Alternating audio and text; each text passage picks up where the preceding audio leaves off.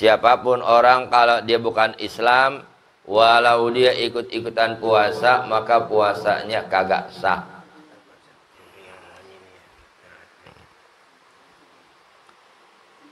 Yang kedua, maka syaratnya adalah niat. Maka niat itu dibaca setiap malam. Maka kalau ada orang puasa, khususnya puasa yang fardu, malam dia nggak niat, besoknya dia puasa, maka puasanya tidak sah. Sekarang yang ketiga. Ketiga daripada syarat-syarat sah puasa itu menegah atau mencegah diri daripada sengaja makan ataupun minum. Ini bicara sengaja, Bu. Kalau emang kita niat puasa, maka jelas wajib hukumnya bagi kita untuk mencegah daripada kesengajaan makan atau minum. Dan daripada memasukkan sesuatu barang ke dalam lubang badan. Apapun bentuknya, kalau ada yang namanya lubang dalam tubuh kita, dimasukkan akan sesuatu, maka itu jadi batal puasanya. Jadi kagak sah. Jadi bukan hanya sekedar makan minum, tapi juga wajib mencegah daripada memasukkan satu barang ke dalam lubang.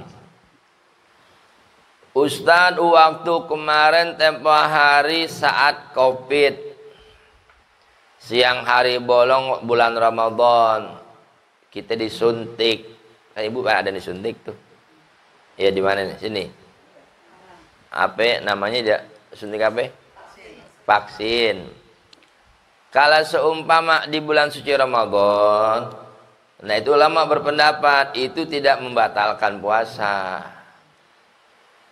Kok gitu Ustaz? Sekarang ibu coba ntar pulang lihat sambil dikacain, itu di tangan ibu ada lubang nggak? Hah? Ya nggak ada. Aslinya memang nggak ada. Ya, jadi walaupun jarum suntik masuk, ya memang asli nggak ada. Kecuali contoh begini, nih hidung udah ada lubangnya belum? Ya ada. Nah kalau nggak ada, napasnya bagaimana ibu? Cuman maaf, hidung ibu gatal. Ibu masukkan jari ibu, maaf, kata orang utan kayu, ngupil. Walaupun pakai jari, ibu lagi puasa, enggak batalin puasa. Lah, kata Ustadz tadi masukin ke lubang. Ya, hidung ini maksud lubang, maaf, ibu sementok-mentoknya ngupil, maaf ya bukan jorok nih. Ibu jari ibu pas mentok segini udah. Pernah ibu ngupil ke Bang Meri? Nggak mungkin. Kecuali ibu pakai cotton bud, bisa masuk ke dalam. Karena ini walaupun ada dalam lubang, tapi dalamnya bagian luar. Jadi masuk ke dalam itu, kalau ini batang hidungnya nih. Kalau cotton bud kan bisa masuk ke dalam. Nah itu bisa batal. Atau kuping, ibu mentok begini, udah nggak batal, karena ini ketahan. Tapi kalau pakai cotton bud masuk nggak? Nah itu jadi batal. Ya, jadi bentuk apapun lubang sebaiknya ya dihindarkan, dicegah daripada memasukkan kepada satu barang ke dalam lubang yang ada di badan. Kemudian yang keempat, mencegah diri daripada sengaja muntah. Nah kalau muntahnya nggak sengaja, ya nggak batal. Ini kan disebut sengaja. Entah mungkin, maaf, ibu lagi batuk, berasa keselak. Maaf, ibu sengaja masukin jari ke tenggorokan. Harapannya Pak, mungkin ada sisa makanan waktu dari sahur tuh nyangkut. Ibu capek, batuk nggak kelar-kelar dari subuh, pagi. Ya, akhirnya ibu sodok tuh. sengaja mau muntahin, akhirnya muntah, dibatal. Ya. Jadi kalau seumpama muntah karena memang kondisinya muat tanpa disengaja, ya kan? Contoh ibu-ibu nih yang lagi ngidam hamil, ya kan, hamil muda. Kadang-kadang bawanya kan mual aja kan. Itu memang udah pembawaannya. Andai kata saya itu puasa kemudian ibu muntah, ya nggak batal, kan nggak sengaja. Ya, ini muntah yang disengaja, sengaja ngajain, ya, itu bisa batal puasanya. Kelima, mencegah diri daripada jima hubungan suami istri di siang hari Ramadan atau lainnya yang mengeluarkan mani. Ya itu sepatutnya dihindarkan, udah jelas. Ini paling besar, Bu. Ya, ancaman kifaratnya tuh, kifarat dosanya. Laki bini hubungan suami istri. Nah kalau di luar Ramadan nggak usah ditanya, selama tuh laki istri, laki perempuan, begitu sudah resmi menjadi sepasang suami istri, resmi secara agama, sah secara negara, hukum negara, ya. Maaf, namanya suami istri kan udah halal di hubungan badan. Tapi, nah ini, begitu di siang hari Ramadan, yang halal itu berubah menjadi haram. Makan aja, Bu, dari subuh sampai maghrib puasa, lah kan nggak boleh. Ya, karena apa nggak boleh? Karena lagi puasa, termasuk hubungan suami istri ya haram. Bolehnya kapan, Bu? Bu, kalau malam, lama amat udah azan maghrib boleh nggak? Bicara boleh, beduk maghrib, tek dung. Yang lain buka puasa makan, yang ini bedaan diri. Bicaranya boleh nggak? Boleh, cuma kebangetan. Iya, jadi ada perkara yang boleh, ada perkara yang mantesin gitu loh. Kayak nggak bisa habis tarawih. Jadi siang harinya itu haram, maka wajibnya dihindarkan. Ini Bu, mohon maaf, dikhawatirkan banyak terjadi pada pasangan pengantin baru nih, anak muda yang baru jadi pengantin. Ustadz, setahuannya kan kalau udah resmi suami istri hubungan badan sah, boleh, halal dong. Ya betul halal, tapi kalau saat puasa ya haram. Oh gitu Ustadz? Oh kok gitu? Ini nggak ngaji sih. Ini kalau sampai terjadi hubungan suami istri di siang hari Ramadan, bukan lagi dosa, tapi dia harus bayar kifaratnya itu. Berat. Yang pertama bebasin budak, ya kan? Nah kalau budak nggak bisa diganti, ntar abis Ramadan selesai, yang lain pada Syawalan, nih dia nih gara-gara perbuatannya hubungan suami istri di siang hari Ramadan, maka dia ganti dengan puasa 2 bulan berturut-turut. Nah Ustadz, Anda nggak sanggup Ustadz, yang ketiga aja nggak bisa, kerjain dulu. Biar kata udah 59 hari sukses, kan 60 hari Bu, tinggal sehari. Hari ini umpama hari ke-59 selesai. Mestinya besok diselesaikan kan Bu? Tinggal sehari ini, besok ngaso dulu Besoknya dia ngaso. Maka lusanya dia harus ngulang dari pertama lagi. Jadi jangan anggap sepele. Kalau betul-betul dia usaha, dia udah kerjakan benar nggak sanggup, maka jalan terakhir memberikan makan 60 orang fakir miskin. Ya kalau buat bicara gampang mah gampang Bu, ngasih makan 60 orang fakir miskin. Ini bicara gampang begini, taruh deh umpama. Nah kalau nasi padang aja komplit sekarang berapa Ibu? Ada 20, 25, 30. Paling komplit deh. Saya taruh paling 30.000. 30.000 kali 60 orang. Berapa duitnya Bu Haji? 1.800.000 kan? Kalau orang nggak mau pusing, deh tuh saya keluarin duit 1.800.000. Tapi nggak bisa begitu. Yang kedua itu bayar dulu puasa 2 bulan berturut-turut. Dilihat kesanggupannya, udah nyoba nggak sanggup, coba lagi, nggak sanggup 3 kali, baru Jadi supaya pelajaran bahwa orang itu jangan teledor, jangan dianggap sepele. Karena ini hukum Allah nggak boleh dimain-mainin. Ya, siapapun kita selama muslim muslimah, kalau Ramadan haram hukumnya hubungan suami istri. Nah itu karena kondisinya lagi puasa. Atau walaupun maaf tidak dengan hubungan jima, dengan cara lain tapi yang menyebabkan mengeluarkan mani, ya batal juga. Makanya dihindarin. Udah kalau lagi puasa, boleh pengantin baru, ya romantis mesra, cuman ingat puasa, ya kan, dua-duanya. Mau yang laki tangan jangan iseng colek-colek bini, ya kan, entar yang bininya lah abang padahal lagi puasa digoda-godain. Jangan, ya, khawatir puasanya jadi rusak, apalagi jadi batal. Nauzubillah, sayang.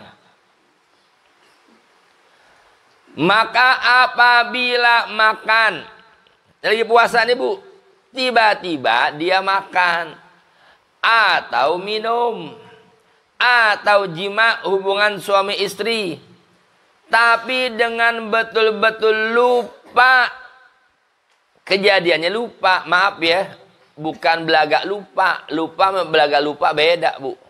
Pura-pura lupa nggak bisa. Ini betul-betul lupa siang hari Ramadan, dia makan atau dia minum, atau bahkan nauzubillah di hubungan suami istri, tapi betul-betul lupa. Ini bicara lupa, cuman apa iya sih? Laki puasa, bini puasa, apa iya dua-duanya lupa? Khawatir suaminya lupa, bininya sebetulnya lagi puasa, kepalang enak, ikut-ikutan belaga lupa, dosa loh. Ya, harusnya juga ingetin, abang apa sih lagi puasa juga. Nah, ini bicara dua-duanya betul-betul lupa gitu loh. Ya, bukan belaga lupa. Maka tiada batal puasanya. Ini bicara kalau betul lupa ya, lupa. Maaf, bahasa begini Bu, maaf ya.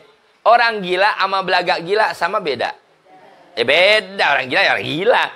Kalau pura-pura gila kan ketahuan gelagatnya. Ini lupa sama pura-pura lupa, kelihatan bedanya. Kalau betul dia murni pure lupa betul-betul, maka nggak dosa. Ya, nggak batal. Tetapi jika tiba-tiba ia ingat di dalam tengah-tengah pekerjaan yang demikian itu, lagi enak-enak makan, ingat, atau mungkin ada mengingatkan, ya, mama, kok nggak puasa? Kata anaknya umpama. Nah, ingat tiba-tiba, astagfirullahaladzim, iya lagi puasa ya. Nah, kalau yang tadi udah ketelan, ya udah. Sekarang masalahnya, begitu ibu lagi ngunyah, anak ingetin, ih mama lagi puasa juga. Oh iya. Nah, oh iya, tapi yang di mulut telan, lepeh. Nah kalau ditelan, batal. Bukan rezeki, yang udah ketelan terrezeki. Yang masih di mulut lepeh, buru-buru buang. Ya, ini malah sengajain. Enggak nak, mama emang sengaja. Nah umpama. Jadi dosa sengaja batalin, kecuali ada sababnya. Iya. Lagi saat makan atau minum atau hubungan jima suami istri, dia ingat di tengah-tengahnya tuh, maka jalan keluarnya wajib angkat segera, diberhentikan. Di tengah-tengah makan ada ingetin atau langsung inget, astagfirullahaladzim, ya puasa, ya udah berhenti langsung.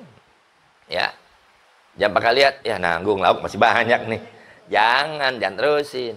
Apalagi, biar kata hubungan suami istri, kan tadi bilang, ya kan, emang tiba-tiba, ya kan, tiba-tiba dia berbuat hubungan suami istri, emang betul-betul dua-duanya lupa. Emang tahu-tahu tengah-tengah atau mungkin yang suami atau istri baru ingat. Tadi dibilang, nah salah satu pihaknya itu wajib mengingatkan. Ya kan?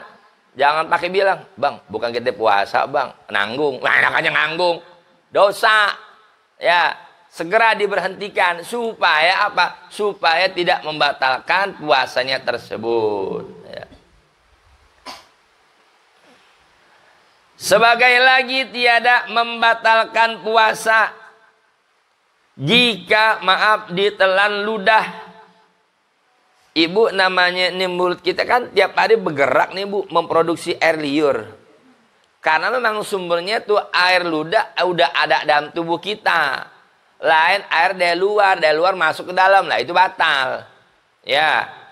Tapi sungguh demikian kalau ada unsur kesengajaan. Ya artinya satu sisi kesengajaan kalau memang namanya kita bicara ini kan air liur ada aja Bu ya. Ya kan? Saat kita bicara tahu ketelan, ya nggak masalah. Tapi seumpama maaf, itu air liur sengaja dikumpulin.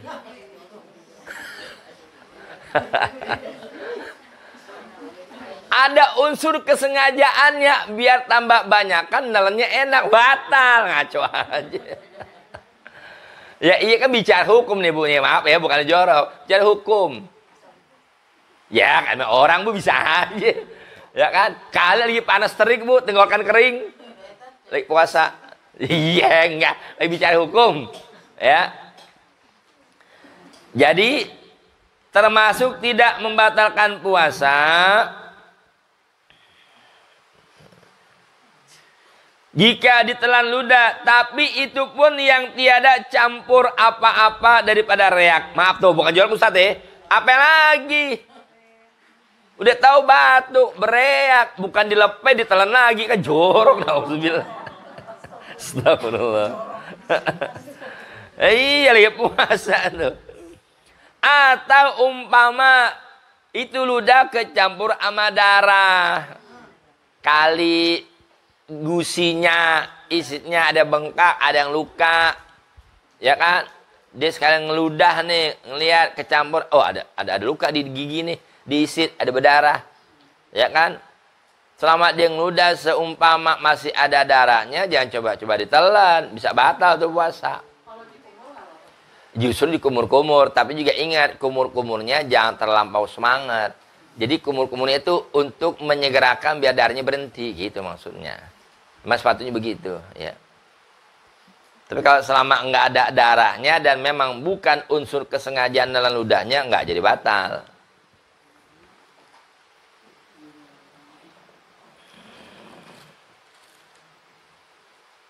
Daripada reak atau darah atau bekas-bekas makanan.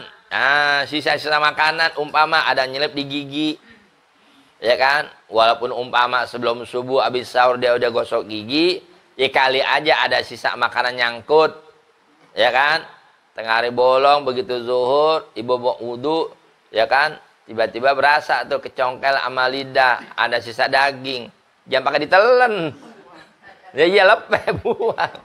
Ada sisa makan ditelan batal. Atau sebagainya. Adapun ya isap rokok yang rokok maksudnya atau bersiwak ini.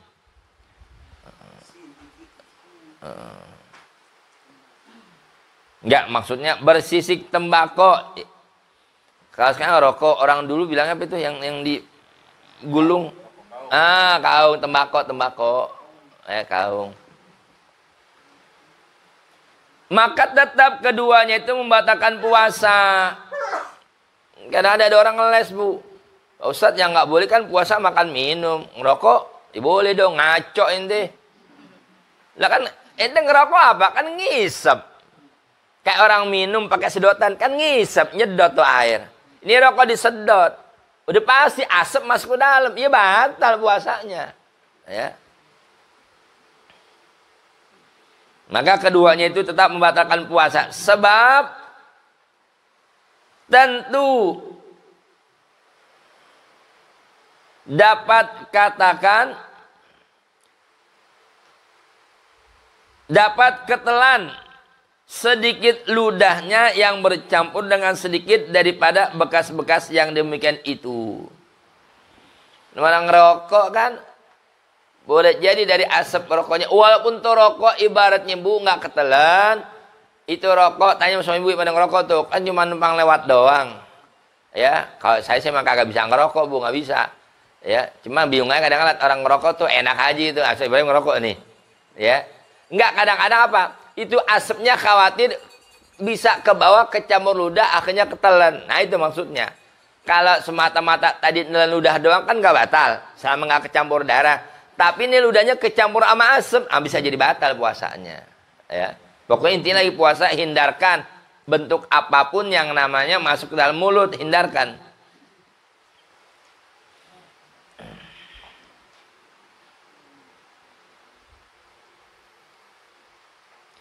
Kemudian yang keenam, syarat sahnya puasa suci, khusus buat perempuan nih, daripada haid dan nifas yang bisa ngelahirin tuh, ya.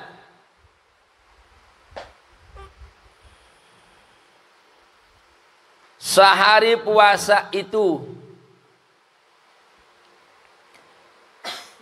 jadi artinya kalau dia sudah berhenti betul-betul tuh perempuan dari haidnya, kan perempuan paling minimal halangannya itu Bu 24 jam sehari semalam. Jadi maaf, kalau ibu keluar darah nggak sampai sehari semalam nih, ya nggak sampai 24 jam, maka itu belum disebut darah haid, tapi istihadhah namanya. Dan itu hukumnya apa? Nggak wajib mandi, bersih-bersih kamar mandi. Kalau dia masuk waktu sholat, ibu bersih-bersih, air wudhu, sholat. Karena belum darah haid namanya. Tapi kalau udah lewat siklusnya lebih dari 24 jam, nah itu maksudnya darah haid. Umumnya 6-7 hari seminggu. Maksimalnya 14 hari 2 mingguan. Jadi ada kata juga perempuan dapat darah haid. Udah masuk 14, bahkan sampai 15 hari. Esoknya masuk hari ke-16 masih keluar. Nah yang hari ke-16 itu bukan darah haid. Itu istihadhah. Maka itu perempuan sudah wajib segera mandi janabat, mandi haid. Ya, mandi bersih, mandi hadas besar. Ya. Nifas, begitu juga. Ya. Intinya kalau dia sudah bersih, kemudian dia puasa, baru sah. Nah kalau umpama kondisinya dia masih kondisi haid, halangan dia puasa, ya kagak boleh, bahkan jadi haram, dosa. Yang ketujuh, berakal.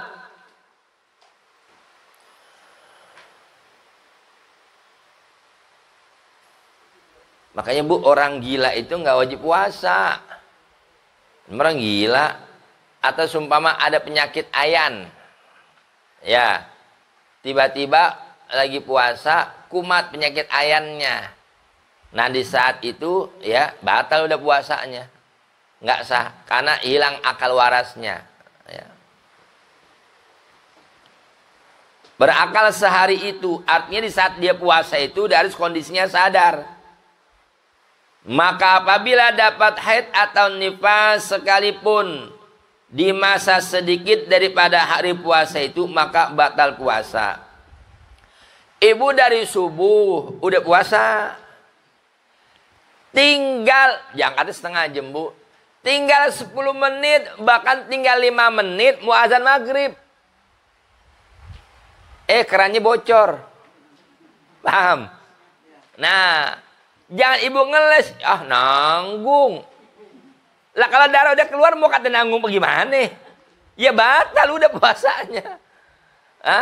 Emang udah siklusnya begitu, nggak bisa ditahan-tahan.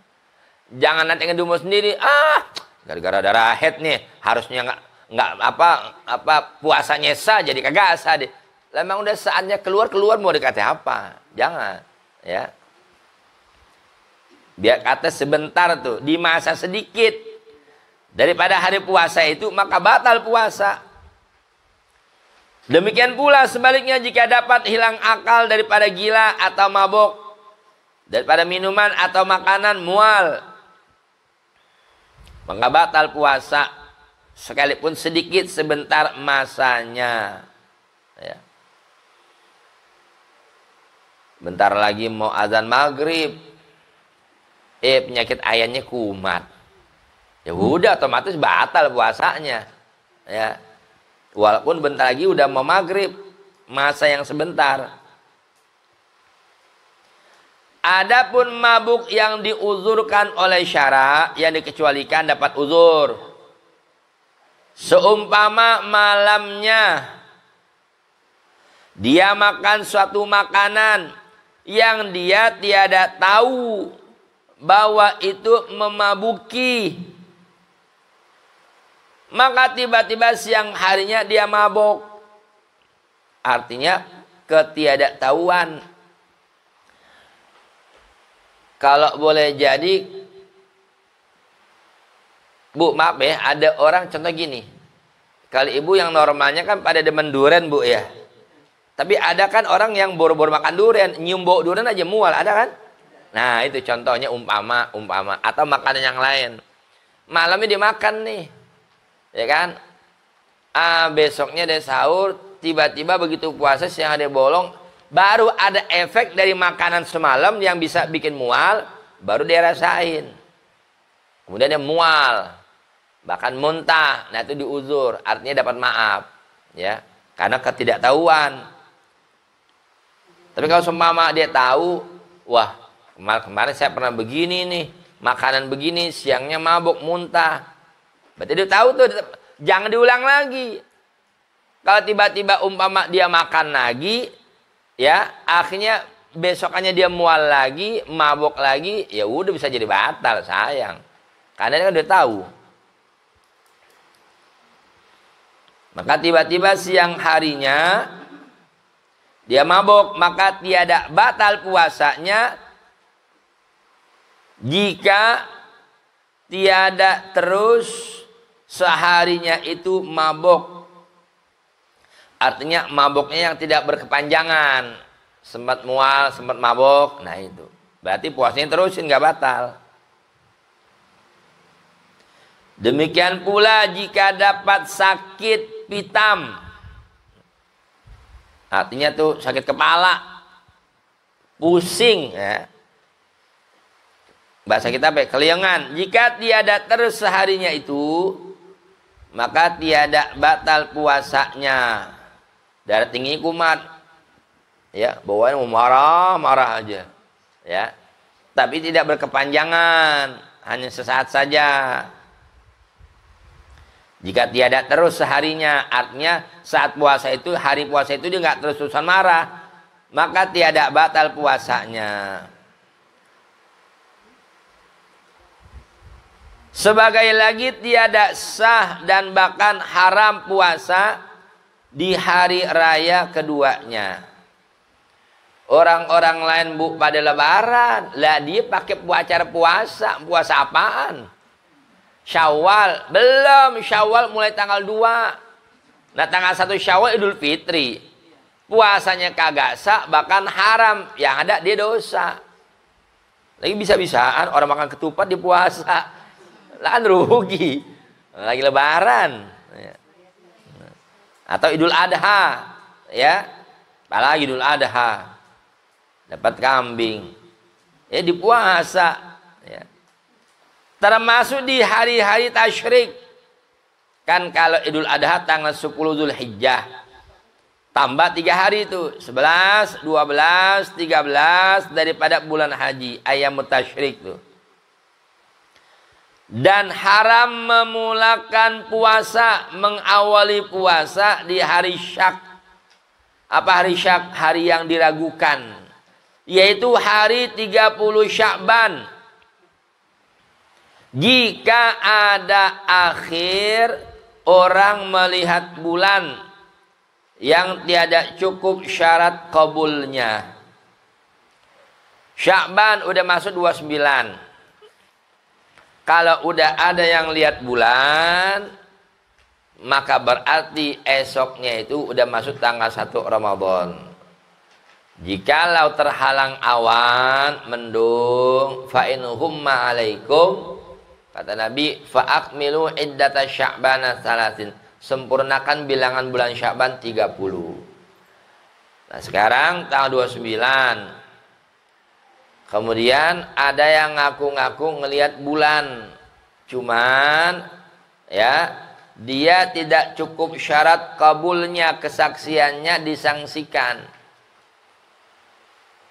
Maka esoknya itu kan dia ragu puasa apa kagak ya. Nah, tiba-tiba dia puasa.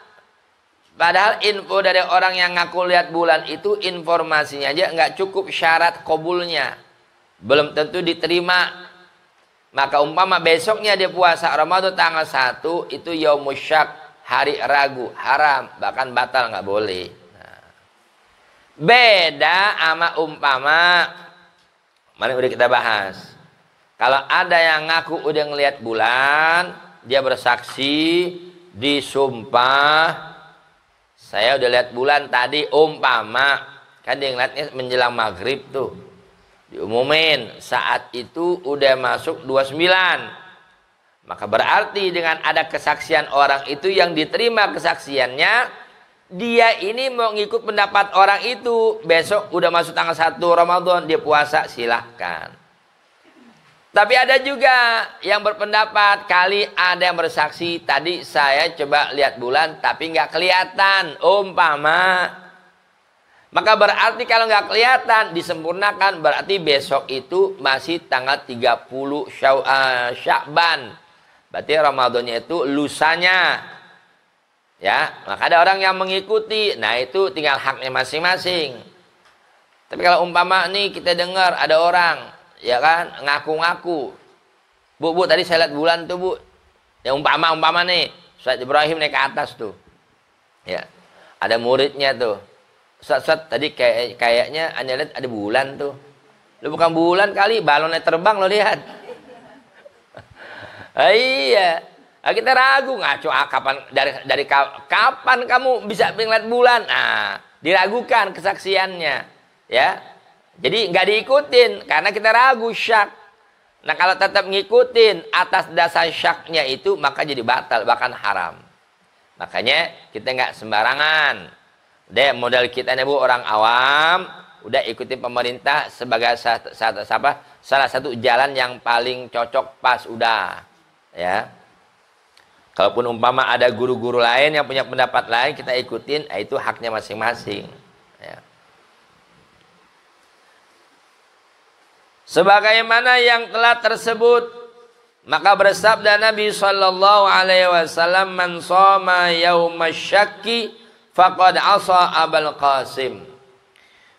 Artinya sabda Nabi, barang siapa puasa di hari syak, hari yang diragukan keabsahannya, udah benar masuk tanggal 1 Ramadan apa belum nih, dia ragu. Siapa puasa di hari syak, maka berarti niscaya bermaksiat olehnya pada Rasulullah sallallahu alaihi wasallam. Berarti dia nggak ngikutin kaidah yang Nabi ajarkan tadi. Sumu li ru'yatihi waftiru li ru'yatihi. Puasa karena lihat bulan, lebaran Idul Fitri karena lihat bulan. Fa in humma alaikum, kalau kehalangan awan atau mendung cuacanya sampai nggak kelihatan, ya, hari 29 lihat bulan, wah mendung nih, apalagi hujan, gimana mau lihat bulan lah, hujan. Maka akhirnya apa? Fa'akmilu, kata Nabi, sempurnakan, genepin. Jadi Sya'bannya 30, berarti esoknya masuk 30, lusanya. Kalau Sya'ban udah 30, udah pasti lusanya tanggal 1. Karena nggak mungkin ada tanggal 31 Sya'ban, nggak ada. Sebagai lagi haram memulakan, mengawali puasa sunnah dari hari 16 bulan Sya'ban hingga akhirnya. Enggak biasa-biasanya ibu puasa. Tahu-tahu pertengahan Sya'ban, kan biasanya malam tanggal 14, malam 15, ibu kan nisfu Sya'ban tuh. Ya, baca Yasin 3 kali. Nah, kalau nisfu Sya'ban itu bisa 2 bagian. Bisa tanggal 14 malam 15 atau bisa tanggal 15 malam 16. Sama aja. Karena posisinya sama-sama di tengah. Nisfun itu kan pertengahan. Nah, seumpama enggak biasanya ibu puasa, tumben tahu-tahu masuk tanggal 16 Sya'ban, kan kira-kira 2 minggu lagi mau puasa kan? Tahu-tahu ibu puasa, enggak ada sabab, enggak ada apa, maka jadi haram hukumnya. Lain cerita kalau ibu contoh udah terbiasa puasa sunnah Senin Kemis. Nah, itu mah udah jadi kebiasaan. Ya. Kenapa jadi diharamkan? Karena dikhawatirkan nanti dia puasa ini bahasa kita ini nyolong star duluan atau nanti bisa apa? Menyamarkan. Ya, khawatir dia puasanya itu apalagi sampai di penghujung Sya'ban tuh hingga akhirnya. Nah, kalau tiba-tiba yang akhir Sya'bannya udah masuk bulan Ramadan, kan berarti niatnya harusnya kan fardu kan? Nah, tiba-tiba dia masih niat puasa sunnah, akan jadi batal. Maka jadi haram hukumnya. Bahkan dikatakan makruh. Nah, itu. Ya. Jadi jangan sembarangan kalau mau puasa. Ya Rabbi salli ala Muhammad waftah minal khairi wala mawala. Ya Rabbi salli ala Muhammad waftah minal khairi wala mawala. Ya Rabbi salli ala Muhammad waftah minal khairi wala